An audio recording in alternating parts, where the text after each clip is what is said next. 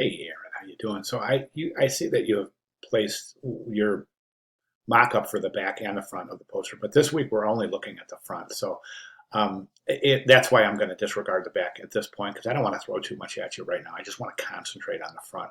I think you've got a really interesting thing going on here. So let's go ahead and take a look. I've got your post up right here. Let me just bring this down and fit it in the window. There we go, right there. That's looking pretty good. All right, we can see everything we need to see right there. Beautiful. All right, I get the concept, and it's strong. It's really, really solid. This is good. This points to the struggle, as it were. So good, solid concept. Execution, I think we can definitely work on execution.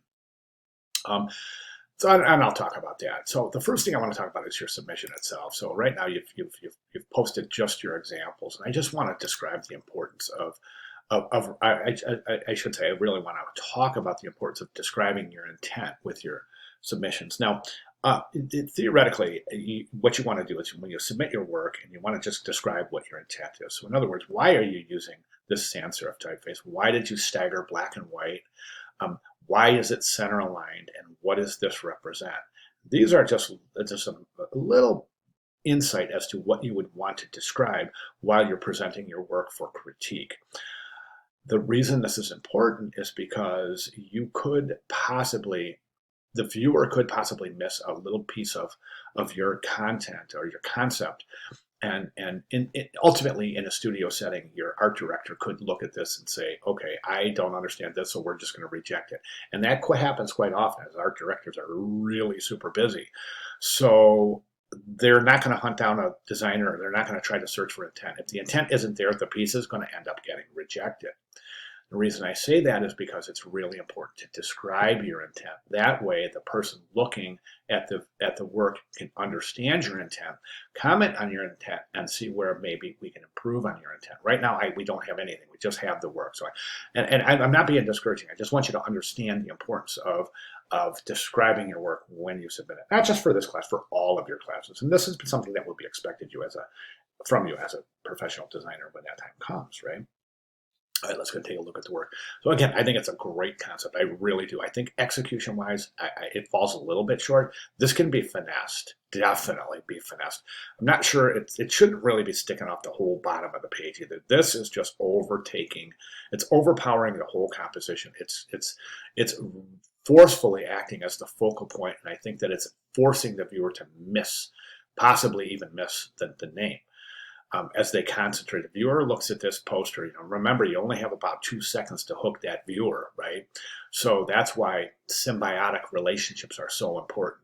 If something is overpowering the composition, the viewer is going to concentrate on that. Remember, only 2 seconds or so before that viewer determines whether they're going to stay or look away. And we don't want those 2 seconds to be consumed by one visual aspect of the piece, right? So that points to a lack of what we call harmony. All right, what can we do to improve this? Well, the first thing I would recommend is this. So black and white, I understand what you're saying in black and white. It's black and white equality, but I don't think Mandela's principles were isolated to only black and white. And a lot of people think that, Martin Luther King, of course, was for equality. Excuse me one second. I feel a sneeze coming on. Martin Luther King was known for equality. Mandela was known for the same principles and kind of fighting against this segregation and oppression of indigenous peoples in South Africa and the whole repercussion that follows that, which is ironic because it seems our country has been struggling for many years in that regard. So the timing is really, really, I think your timing is very, very interesting. So the reason I say that is because right now you've got this isolated to just black and white. I get black and white with the hands. I get that. That's a powerful message right there. But staggering the black and white letter forms, I don't think it is. I think it's creating more isolation than inclusion. Okay, so I think it's separating black from white. And that's antithetical to Mandela's principles, right? So I don't recommend black and white. I also don't recommend this. This is just huge. It's so aggressive. And as we know, Mandela was not an aggressive man. It's also center aligned. we don't want to center align. Remember a couple weeks ago, I've been saying this since week one, let's stay away from center alignment forever, from now until forever, unless you have a really specific reason for doing so.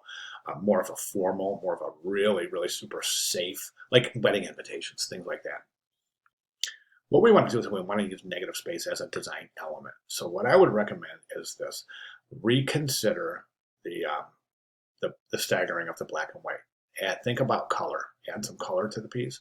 Take this A and reduce it to the size of A and have those hands interlocked as an A, this big instead of this big, right? The viewer will get it. And this is going to have to be finessed because right now it's just really super bulky and blocky. Then what I would do is I would take this and left align it. Then I would reduce the whole thing, find the third, the quadrant, the rule of thirds, right about here, and I would place the type right here, allowing that negative space to really activate the type, okay? And then a winner is a dreamer that never gives up, as your quote, right? So those are my recommendations. It just is a matter of real finesse here, okay? It's a good, solid concept. Watch your illustration, got a little hiccup right there. So let's go ahead and move in that direction. Think about it, really think about it, and think about it to its logical end. Really think this through, all right? If you have any questions at all while you're reworking, let me know. I'll be glad to help out because I'm just a click away, right? So let me know. All right, so those are my recommendations moving forward. Of course, you definitely want to make sure that you take a look at this announcement. Final project explained with examples deconstructed. That is really, really important. Let me jump down here, Erin. I think you have, looks like you looked at it. I'm sorry, you haven't read it. This is, yeah, definitely want to get in here and take a look at this announcement. This video right here describes this, all of this stuff to a very, very, very high degree. My recommendation is to spend some time with this video, reevaluate, and really start to think about fine detail and execution, as it were. So those are my comments. I'd like to see those reflected if you agree with my comments. If not, please let me know why and how and what your intent is, okay? But I definitely think this concept can use some improvement. All right, and again, I don't mean to sound discouraging at all. I'm just trying to be as honest as I can with the critique. All right, so it's a good start. Really, it's a strong concept. Let's just work on execution. And if you have any questions whatsoever, please let me know. Thank you very much.